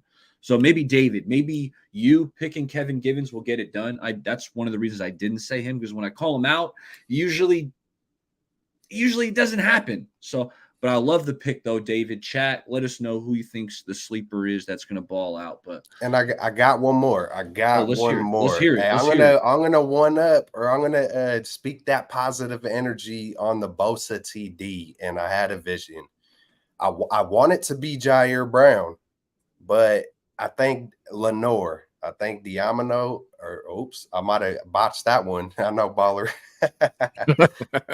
Demo, let me just say this. Demo Lenore, man, I feel he's going to jump a pick six. He's going to jump one, and we're going to see the whole squad celebrating. Chase Young's you know what? I don't down there. I don't want that. That's the thing. I don't want that. You know what? You get an interception. It's coming though. Good, if they have a pick six, it's inevitable. The game changed after they went and celebrated that interception in the Super Bowl. That was Fred Warner's pick. Hey, if I'm remembering correctly. The game changed because of Garoppolo. They've done it all season. Tarvarius Moore's pick. And then the punter swag now. You can't stop the swag. Nah, man, listen, Patrick Mahomes celebrate, and then it was all downhill from there. Like, stay locked in. Celebrate after the game. Garoppolo was downhill from there. The refs were downhill from there. Freaking Kyle was not. A wasn't pick the six in the Super Bowl, it though. wasn't the Like celebration. they're gonna A pick celebrate. six. Hey, bro, you better pull it all out. You better have a team celebration ready. There better be some bowling balls. You better do the bowling ball, everybody fall, or some kind of bomb was dropped. I don't like when they run up on the camera and just sit there. It's like, oh, that was cool. You brought the whole squad to sit there. Hey, come with some creativity in the Super Bowl on some. Hey, pull it out. Pull it out all the way, man. He said, I'm with bruh. Amin. Celebrate after. No. Okay, listen. You end up winning this. You make that pick six. Just quietly, respectfully hand the ball to the ref. Walk back on the sideline. End of the game when the confetti and all that's falling on the floor. Then you want to go do your Super Bowl pick. Go in front of Mahomes facing the Chiefs sideline. Do a team pose. Do the bowling balls. Whatever you want to do after the game. If you end up winning, hopefully. But during the game, that's literally the turning point. The Chiefs punter and that Chiefs team said after the game, they were like, that interception and they were celebrating, that's what lit the fire. And you do not want to give a team that's in the Super Bowl or your opposition, especially in the Super Bowl, an extra motivation or an extra fire within to motivate them even more. Like, I know it's inevitable. If the Niners do get the pick, I think they are going to go to the end zone, rush the end zone. But, like, listen, Mahomes and that team is already freaking good. Don't give them any extra motivation. Last time that happened, they dropped a 30 piece on you. Like, please. You gotta take Nah, it. Kels, I'd rather win a part of Super Bowl than taking have a 5-minute celebration after a pick six, and then Mahomes and that team has a fire lit under them, and you end up, losing another Super Bowl because that motivated them even more. There's a 1-minute celebration isn't going to stop it's not going to change the outcome of the game. That's my opinion, but I hear y'all. I think they should keep celebrating. That's what they've been doing all season. So I won't be surprised if they celebrate. But I want to say another name real quick, Jair Brown. And that positivity took a turn. I was like, pick six, don't celebrate. Yeah, they're going to celebrate. Hey, but Jair Brown had 10 total tackles last week against Detroit. If he could have another 10 tackles, half of them were solo tackles. So if he could have 10 tackles and he'll be in on the tackles against Isaiah Pacheco, especially at the line of scrimmage, I think that would be great. And I think he could have a productive game. Amin, did you hit on your sleeper yet? No. Nah. No, I don't think you did. Who you got? I mean, offensively, Baller, you took my guy in Jawan Jennings. Like, who's letting Baller go first on every one of these segments? Like, Baller, every segment, I feel like Baller's like, I'm going first. I got this one. And then Ballers be taking all the good answers. Baller be getting the first pick. Like, Baller's the commissioner, and he gives himself the first pick. Like, it's like, But, Baller, like, you took my guy in Jennings. I think Jawan Jennings, like you guys said, Jawan Jennings, third down, the quality of the catches. He might finish with a stat line of 6 catches, 40-something yards, but those 6 catches were on crucial third downs or when the Niners needed, a conversion or when they needed a big play. Jawan Jennings usually comes up with it. So I think the quality of Jawan Jennings' catches are huge. So I think Jawan Jennings offensively is probably the sleeper performance. And another guy, I think he's going to have a good game is Ayuk, though, because I think if you look at, I think by the end of the game, people are going to look at Christian McCaffrey's stat line. They're going to look at Debo's stat line. They're going to look at Brock Purdy's stat line. And then Brandon Ayuk will kind of get overshadowed. But I think Brandon Ayuk will also have some huge catches in this game that'll definitely help the 49ers. So I think Brandon Ayuk and Jawan Jennings are probably my two offensive. Defensively, Kinlaw was one that I was going to say. But I'm going to go Jair Brown. I think he gets an interception in this game. So that's my hot take. I think Jair Brown ends up with an interception in this game. In the 2019 Super Bowl, Patrick Mahomes threw one to Tarvarius Moore, and when they did that whole end zone celebration, I think Patrick Mahomes gives one to Jair Brown, hopefully to seal the game. That's my hot take. But he's my super performer. Real quick, I hate to even bring this up. Maybe I shouldn't, but I think I would be surprised if the Niners score a touchdown on every offensive possession. So if it's a 4th down and 2, we're at the opponent's 33, 35. The guy who kicks the ball through the uprights, he's going to have to make his kicks. I can't imagine leaving points off the board. And you can imagine if he misses the first one, his confidence could be shot. They might not even kick They another. They might not let him. They might not let him. But hopefully, I think we're comfortable with him. Or at least I am on extra points.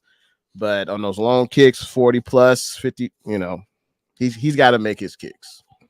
So Jay, have you noticed though? Have y'all noticed when Moody kicks it from the right hash mark, and then how does he end up missing his kicks? Most of his kicks are usually, a little bit to the right, and he kind of misses a little bit to the right when he kicks it from the right hash mark. So I think where they kick the ball from is the issue with Moody. I just don't think you need Moody kicking from the right hash mark. Maybe center it a little bit more. Maybe move it to the left hash mark, whatever you want to do. But I think, at least I've personally noticed a pattern of when Moody kicks it from the right hash mark, Moody usually misses it wide right. It usually pushes it right. Point. What's funny is that, I watched when we drafted him, I watched like his Michigan high. It was like every made kick from Jake Moody. And all his kicks, all of them, had like a draw to it, meaning they would go a little bit from right to left. They would all kind of curve just a little bit. In the NFL, that curve is gone. I don't know if it was an adjustment, if it's the new ball, because I'm not seeing that little bit of draw that he had on his kicks. Hey, that being said, I got a stupid question for y'all. So, because I have no idea, how does that work? Exactly where they spot the ball. So, as opposed to the right hash to the left hash, what determines that? The previous play, where the player lands? Like, I have no idea. Does anyone know? Yeah, I believe that's what it is. Like if if they ran the ball to the left and it was right there, on the hash, I believe that's what it is. Then that's where you kick it from. So you would think the special teams coordinator would know that and be like, hey, if we don't make this, let's try to get the ball to the left, do a quarterback sneak or whatever, or give it to Juice, let him run to the left. That way Moody can set up where he's most comfortable. Like, now on third down, Kyle ain't catering to Moody. That's what I'm saying. Now on third down, you're trying to just get the ball lined up for your kicker. You're in trouble. If you're doing that, you're in some trouble. The detail though. I like the detail, but there's no way, Kyle. That would be if there's 10 seconds, if there's 10 seconds left in the fourth quarter, yes. Let's say we need 30 yards to get to a touchdown. I don't know if you want to trust Purdy to throw it into the end zone, so you might want to set up for a game-winning field goal. You might have to. Yeah. In that situation, you do it. You see teams kind of whatever center the ball, or they'll do like a QB knee, but they'll move to the kicker's preference. Yeah, in that situation, you do it, but kind of just throughout the game. But that's the only time. You're trying to. Well, I'm saying this right now. I swear to God, if game is on the line and Moody whiffs the kick, I'm killing Jake Moody. Like, I swear to God, if Moody freaking game on the line, we do not condone violence here at Straight Out of the Bay. The YouTube community, especially not on the internet, right? We don't. We're putting Amin in timeout for that comment. Apologies to Jake Moody and his family. He's young. He's still learning. He is the star of the show, Amin the Dream, but he's still young. He's still learning. So Jake Moody, we'll have a talk with him. You just lock in, nail your kicks. Don't worry about any potential preceding violence because it ain't happening. We support you. Make your kicks, and we'll love you out here. With Moody, it's all in here. Like, he's kicked hundreds, thousands of kicks. For Moody, it's just all in here. I hate to bring it up, y'all, but one thing that has hit us hard in big games, and I don't even want to speak it. We could all guess what happens in big games and one of the negativities that surrounds big games, Kyle. But if Moody did miss a field goal, who knows? Maybe that forces Kyle's hand to be the best version of Kyle. So, hey, sometimes you go through a storm and it wind up being a blessing. So hopefully we don't have to come to no missed field goals. Hopefully we don't got to kick a field goal. Hopefully it's 49-14, but hey, I did throw a prediction. I don't know if that's a part of it. Hey, I might as well shoot it. And I believe, what did I say? I want to keep it original, even though I'm on a different level right now. I could see something off the hook because y'all know that's how I see sometimes a 42. I think one of the times I did say 42, it wound up being something similar, 45 or something like that. But hey, 42-14, I really think it's going to be like 34-24. 34-24 is what I really think it's going to be like. But I wouldn't be surprised if we do big things. Sorry, Taylor and NFL and people out there who's like, man, this is not the matchup America wanted. Well, it's what you got. Do we give a shit about Taylor Swift out here? Hell no.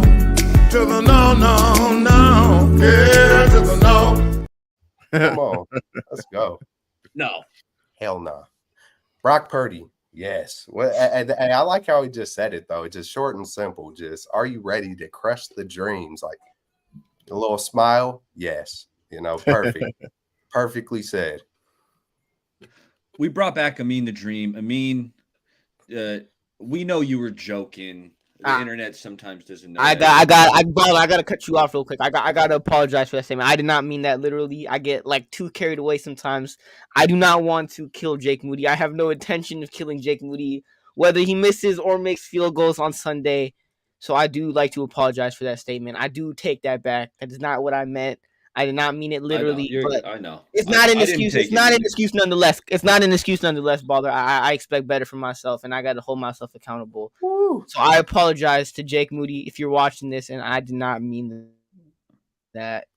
So yeah. Got you. Appreciate it. Hey, I looked up some Super Bowl props, and why don't we kick it around? And let's hear. Most of these are over-unders. Chat, you play along too. Let us know if you think it's an over, it's an under, but let's go after some Super Bowl props. First off, we're starting out with number 13, Brock Purdy.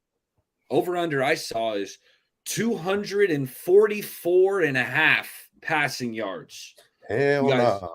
You guys going over, under 244.5 Brock Purdy passing yards. Away. Up and away, boy. It's that's Brock's getting more, I could see him 300. He's getting at least, I said 316.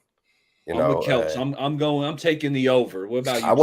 I went the Stone Cold Steve Austin route with that one. So yeah, it's coming.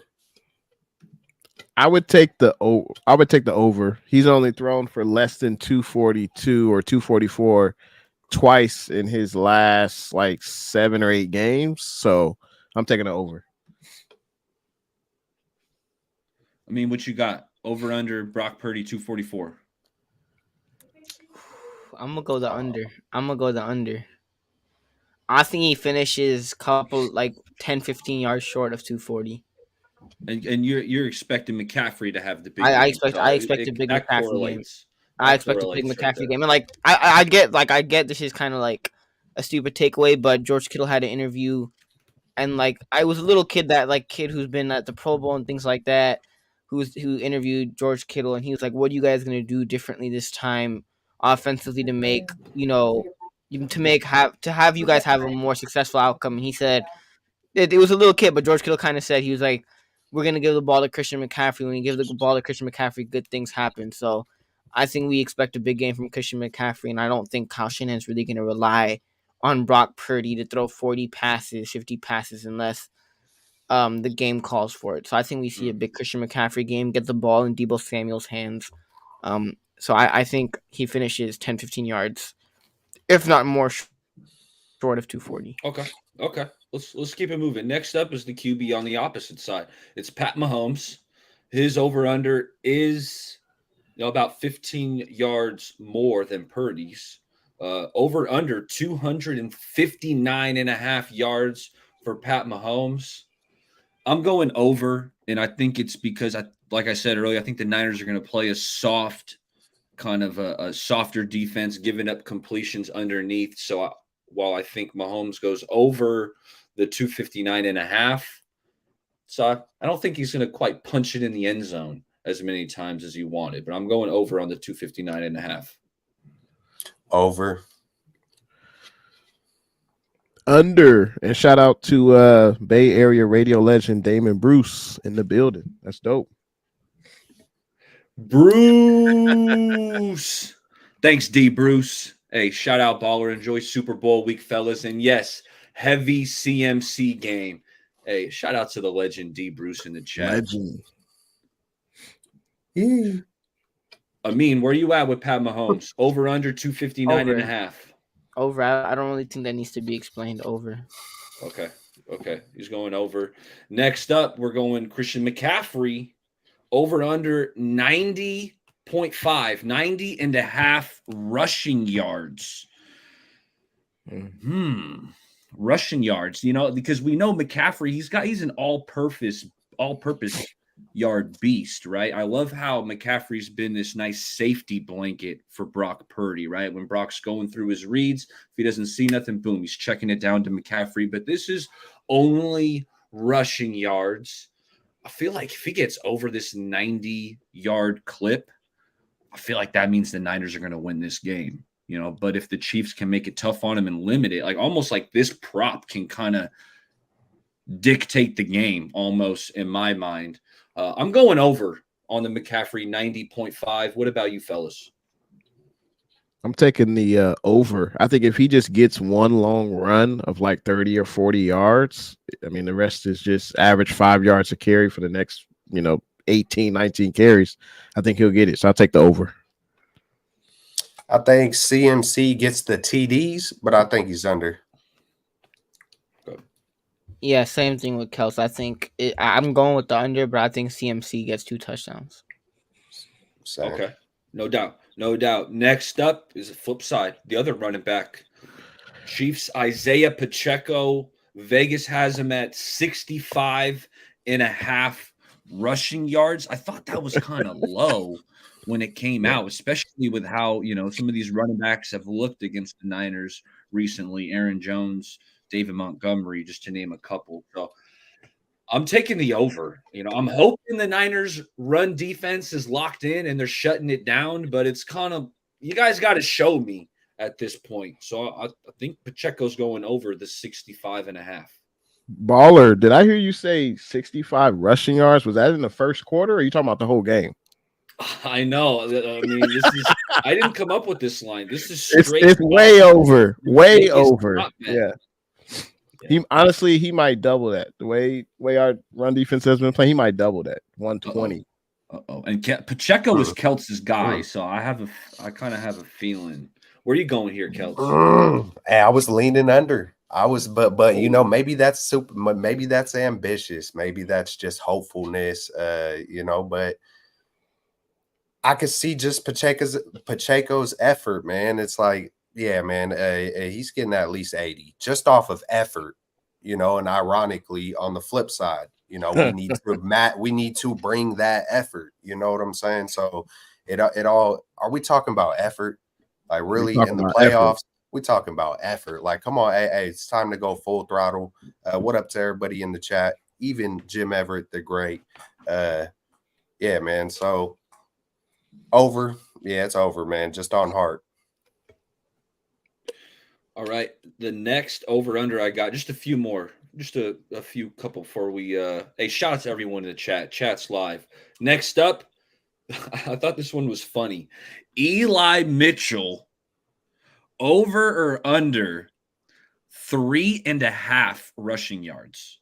Over or under 3.5 rushing yards for Eli Mitchell. I thought that was really intriguing because it's like some games, we don't see Eli at all. Like, Is that how it's going to be? Is it going to be just CMC? Is that how it's going to be? Or is he going to sprinkle in Eli? I'll go last on this one because Amin did call me. I have been going first on a lot of topics. So let's kick it around. Over under 3.5 yards, Eli Mitchell. Over. Over. Yep, I like Yeah, I would say over. I would say over because CMC may do like this to the sideline. I just need one play out. Eli comes in. Exactly. One carry for 4 yards. That hits me over. Yeah, so I'm with Jay. I think Eli's going to get 1 or 2 carries. And he's gonna hit over that 3.5. I seen the same thing. It's ironic because I said, or it's kind of maybe not ironic, but I said under on the 90 yards, but I could see him breaking a good one, and then doing the finger, So I seen the same thing. Eli, I think he's going to get a couple carries at least, and yeah, man, he's going over it. Yeah, I got over. Over. I think we see a little bit of an Elijah Mitchell sprinkled in, maybe on third down, third and short, maybe bringing in Elijah Mitchell. If it's like a 3rd and 2, 3rd and 3, get Elijah Mitchell in there. So I think Elijah Mitchell, I'm going over. Next up, we're looking at the Chiefs. Travis Kelce, 6.5 receptions. I picked Fred Warner to be, be the big game performer, interception. I think he's going to be locking down the middle. For that reason, I'm taking the under. I think Travis finishes with might be 6 catches narrowly, but I'm going to take the under on the 6.5. I don't feel great about it because I do think Patrick Mahomes is going to try to get the ball to Kelce. That's his guy. That being said, I'm going under. Over. I think if I remember right, versus the Ravens, I could have swore I seen a stat that was like 10 targets, 10 catches, and then it even increased, I think. But yeah, he's gonna. You got to go to him. Those are the guys, man. They got a relationship. When you got a bond like that, man, that they're going to go out with their best shot. Unfortunately, it's probably not going to be in a victory, but over. I would say that Travis Kelce won't be able to shake it off versus the 49ers defenders. But let's be real. Andy Reid gets Kelce the ball. It could be behind the line of scrimmage. They could run a little screen. Kelce catch the ball. He'll run for 4 or 5, maybe 6 yards. And Pat Mahomes, that's his favorite target. Kelce has the most receptions in the postseason. He passed the GOAT Jerry Rice. So you just hope to limit Kelce, but I think he'll have at least 7 catches. So I'm going to go over. I'm not feeling great about my under right now. I'm rolling with it. I'm sticking with it, but I'm not feeling great about it. I mean, maybe you'll make me feel a little better. Nah, I gotta go over. If we're the Niners defense, we know we gotta stop Kelce. If you're Andy Reid, if you give Kelce the ball, that gives you a better chance to win this football game. If you get Kelce involved, you give him the ball. Patrick Mahomes knows that, and this defense and Steve Wilkes knows that we have to stop Travis Kelce. So I would go as to say even that Kelce gets over 6.5 receptions and even a touchdown. I wouldn't be surprised if he did. So yeah, I'm going over. I would be very, very pleased if it was your prediction, baller, with the under. I don't think any Niners fan would be, opposed to that, but I think it's over. I think he goes over. Yeah, I can't blame you guys. The last prop I got, and I think might be the most fun one, but it's a highly coveted, it's a loved prop bet to make come Super Bowl Sunday. Which Gatorade color will the winning coach get dumped on him post game? Which Gatorade color is the coach getting doused with? Lemon lime. That lemon lime. That's that yellow, right, That's Jay? that That's yellow. that yellow. That mellow yellow. Okay. Okay. Jay's going yellow. Sprinkle some gold flakes in there or something, man. Something like, man. I don't know if they got a gold color. Oh, a little bit of some gold. Hey, flakes. man, it's like I want to say red. I don't know. Yeah, let's keep it red, man. Let's keep it red. Yeah. That's where I'm going to, Celts. I'm not going to. Sometimes I'll switch it up, based on. No, I'm going red. I think the Niners are winning. I think they're going to have that red Gatorade ready to roll to dump on top of Shanny. So I'm with Celts. I'm going red. But what color Gatorade is getting dumped on the coach? I'm going to go yellow. I want it to be red because, Niners are red and gold. You win a Super Bowl. Obviously, the red and white confetti is coming down, and you pour some red Gatorade on Kyle Shanahan, but I think it's going to be yellow. Okay. All right. Those are locked in. Let's see. Bonus topic, fellas. Why don't we, score predictions? We'll do some score predictions, and then maybe you guys got a topic you want to throw out there. Celts you can remind us what your score prediction was, Celts. I know you think there's going to be some points scored on the Niners' behalf. But let's go around score predictions. Celts, why don't you remind us again? Yeah, 34-24, man. That's my official one. Yeah, I'm kind of even looking at that because that would be 2 field goals, huh? Yeah, I think that's how I broke it down. You know what? No. You know what? I'm gonna switch it up right now. 35. Because it's gonna be 5 touchdowns, 35-24. And the bend don't break defense, but it's gonna be close at the end. I still think it's not gonna feel like it was that 2-score game, but we're gonna get one to kind of seal it and just keep it out of reach. And we're going to just shut Mahomes down at the end. That's when we're going to see a Bosa sack or a Chase Young strip sack fumble with maximum effort. And yeah, man. So that's my prediction. Hey, Kudos says Jay is good at this. Jay, what you got for your score prediction? I'm thinking 24-19 Niners. Love it. Amin, what are you thinking? Score prediction? I'm going to go 35-21 Chiefs. I think this Niners team comes out. Kyle Shanahan is in his bag. Christian McCaffrey. Hell no. To the no. Yeah, to the no. Are you trolling us, Amin? I said Niners, didn't I? No, you said Chiefs. You said 35. My fault. I don't even know what's going on with me right now. I said Niners. My fault. Yeah. My fault. I'm tweaking right now, y'all. I did not meant to say Chiefs. I meant to say the 49ers. We got to rebuke. I didn't even know why I got the hell no for a second. I'm like, what did I say? I'm like, I didn't even mention the Lakers tonight. And y'all did the hell no. I didn't even mention the Los Angeles Lakers. I meant the Niners. I didn't mean the Chiefs. Oh my, I'm tripping tonight. I am honestly tripping tonight. I'm going with the Niners. I think the Niners get it done 35-21. I think the Niners get it done comfortably. I said Kyle Shanahan was in his bag, and then I said Chiefs. I don't get I don't know what's on me right now. Hey, you know what? You get a mulligan. We all get a mulligan, a show. I think it's going to be a tight one, fellas. I think it's going to be a close one. It might come down to your boy Jake Moody at the end. Oh no. That being said, I'm going. I think the Niners, like I've kind of stated, I think the Niners red zone D is going to show up. There's going to be some field goals kicked in this game. And for that reason, I'm going 27-23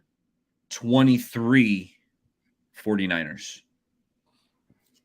27-23. Niners D forces some kicks, and hey, it's just enough to get the dub, celebrate the Super Bowl. What a week, fellas. This is, it's been a blast talking to you guys all year, but it's like, this is what it comes down to. This is why the Niners have worked so hard.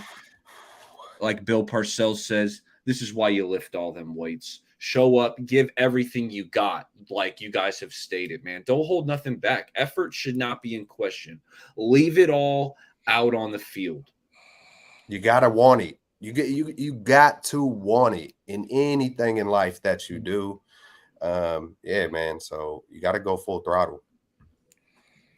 Hey, I just want to say shout out to everyone in the chat. 49er Minded, Sentinel Football, Tile Rob, Smitty, Kudo, Tommy Huxley, everyone that was in the chat tonight. Appreciate you guys tuning in. And play your game. Play like your hair is caught on fire. Like everyone said, leave it all out on the field and prove that you're the better team. Love it. Hey, does anyone have a bonus topic that they want to hit on? I'll throw out real quick before we wrap it up was, something that came out today was the practice field at UNLV isn't up to par. Like, is this a big deal? Is it no deal? How do you guys feel about it? It's a huge deal. How did the Chiefs, how much money did they have to pay? What was the check they had to write where they were allowed to have the Raiders practice facility, but the Niners can't use it? Like that just doesn't make any sense to me. And supposedly the Raiders have like 4 fields. One of them's inside, 3 of them are outside. Why can't they, I don't know, split it 50-50? A team comes in the morning, a team comes in the afternoon. So that way there's no advantage. I know it's just the field, but I think that would be fair to allow both teams to use an NFL facility and not have one team use a college facility. Like, come on, man. Like, what are we doing here? It feels like it's on purpose to me. Like if I were to just this is the dynasty and the Chiefs, they automatically get the good field. It just feels weird, just frustrating. But at the same time, what a great story can come from it. Just to add on to the story of everything else, just the 49ers even being here. So like what a way to, just getting under the 49ers skin. It's like, hey man, every time that's happened, whether it's a Micah Parsons or Patrick Peterson or Hassan Reddick, just whenever anybody get to talking or stuff like this gets to happening, it feels like the 49ers flip the script and turn it up an extra notch. And it feels like they kind of get lackadaisical. And then we're talking about effort. And maybe this is a good thing. Maybe this is a good thing to get her. And I know it's easy to say, hey, if you can't get fired up for a Super Bowl, you don't belong here. But, every individual is different. Sometimes you need a spark. Sometimes you need to get hit in the mouth to wake up. Sometimes you need to get pissed off about a field. Everybody's different. I can only speak for myself, but I could imagine that this could possibly be a good thing to, just poke the bear, rile the beast, and let it all loose.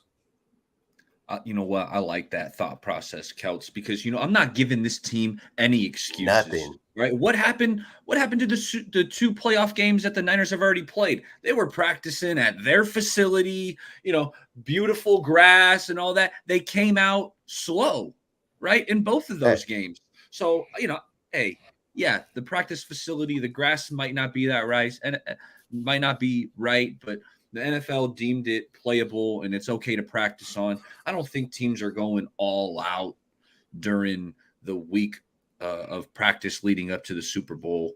Then again, I'm not there, but I'm not giving this team any excuses. Go out and get it done. I mean, what do you think about the field? No deal? Big deal?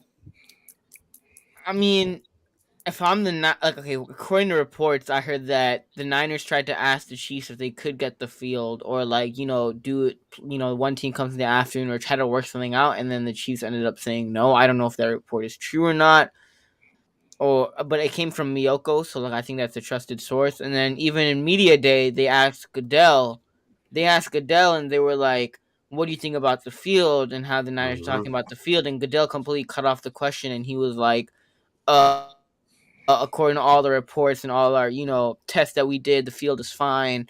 Or it was unanimously approved, so there should be no issues.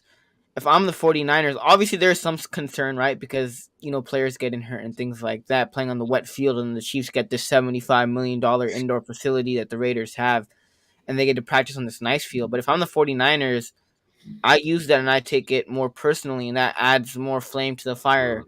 That, the Chiefs got the nicer field. The NFL gave them the nicer field. You, in a way, disrespected us by giving us this field that was kind of soft and wet, while the Chiefs get this nice Raiders facility that's brand new, and you gave it to them instead of giving it to us or even letting us share it, and you let us play on this field, kind of in a way showing which team that you guys feel is better, that you guys prioritize more. From the Niners, I go out there and I punch them in the teeth on Sunday. I go out there and say, hey, you guys gave us this field, that's fine, but on Sunday we go out there and we kick your butts. So if I'm the Niners, I go out there and I take it personally, and that should add more fuel to the fire.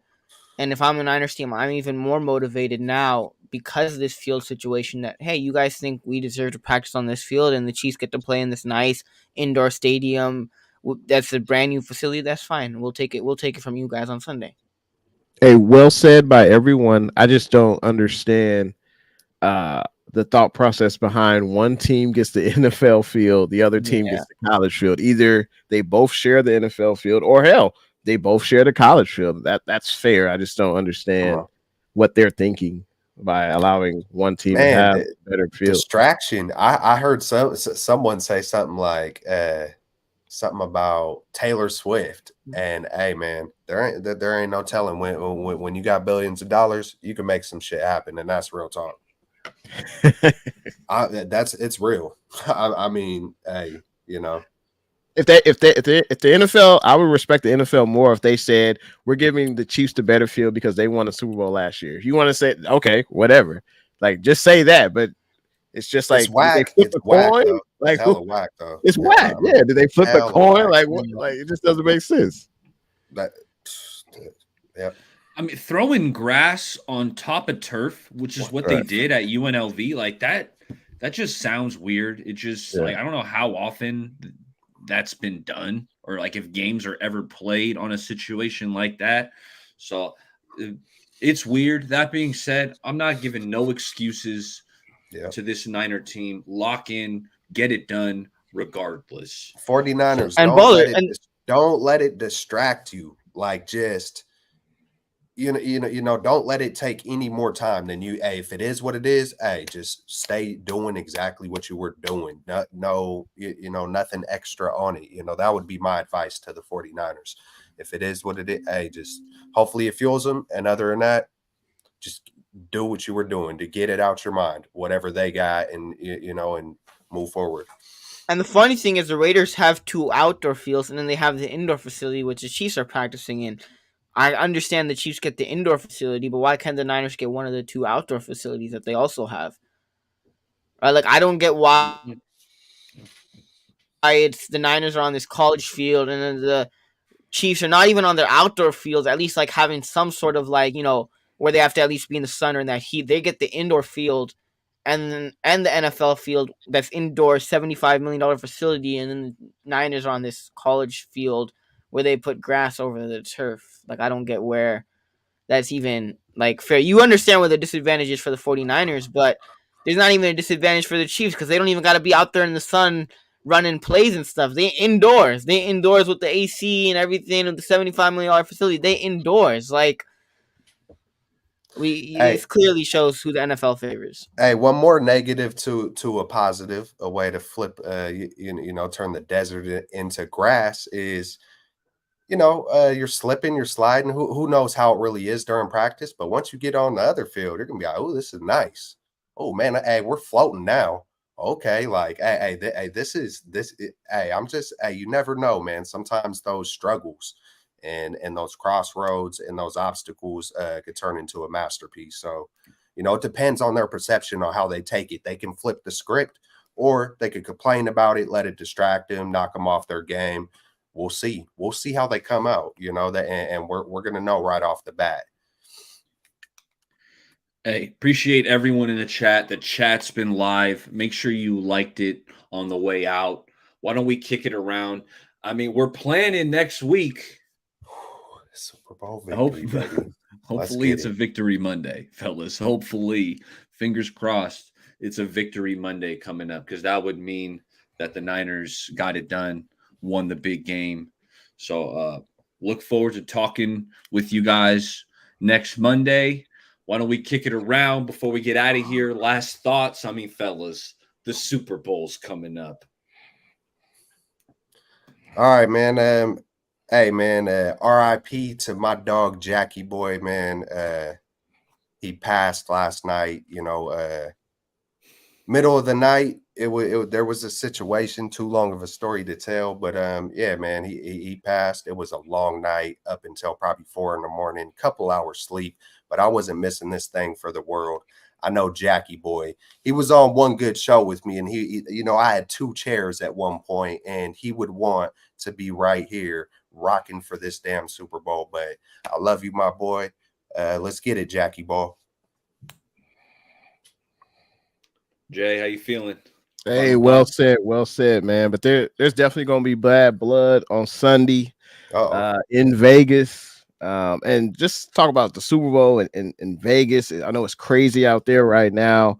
It's funny that the Niners are playing in the Raiders Stadium, which is hella funny, and also the Chiefs are playing as well, of course, and they're AFC West rivals. But it's going to be a hell of a game. Can't wait to see some of the commercials. Can't wait to see Usher put it down during the halftime show for those that like Usher, whatever. But hey, can't wait for the game. Counting down the days, the hours, the minutes, the seconds. And hey, man, it's one play at a time. Play like your hair is on fire, and do what you've done all regular season. Just maybe up a notch a little bit more. And hey, be sound in your fundamentals. Don't make mistakes. And if you do, it's on to the next play. and just play your heart out. That's all you can do. I mean,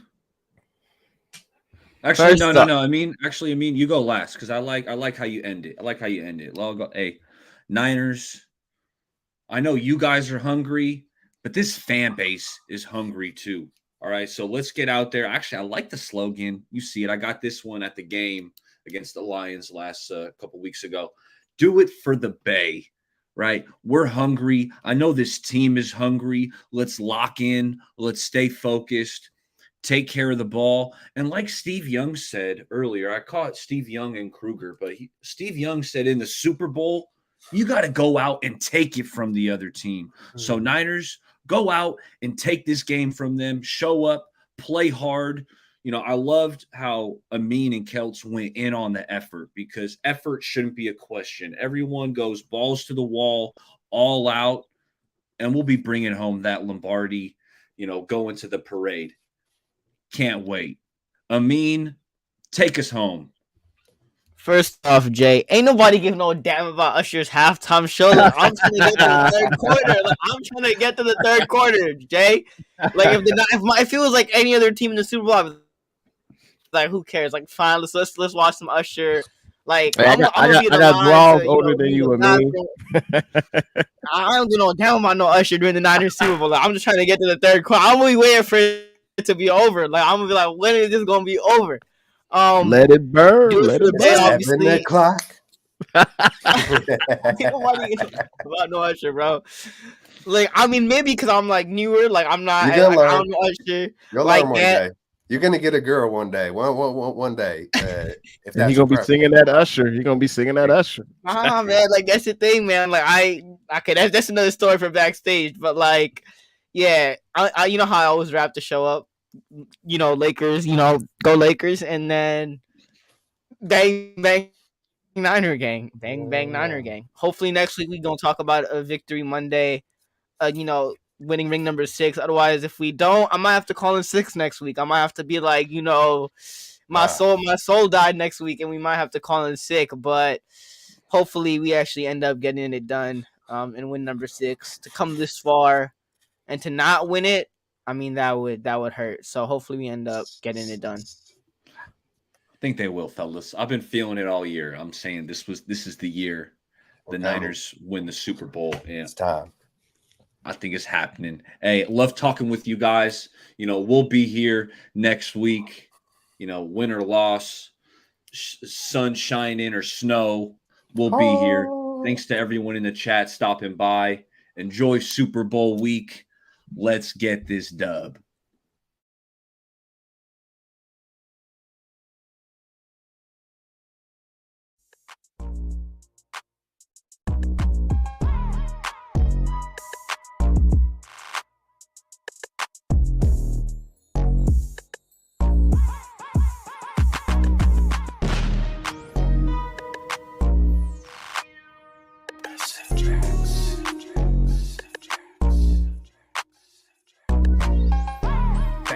Rise up. Yay! We getting it, boy. What's good? You know who it is. It's your boy, Jay in the Bay. Your baller back again. Smells like football season.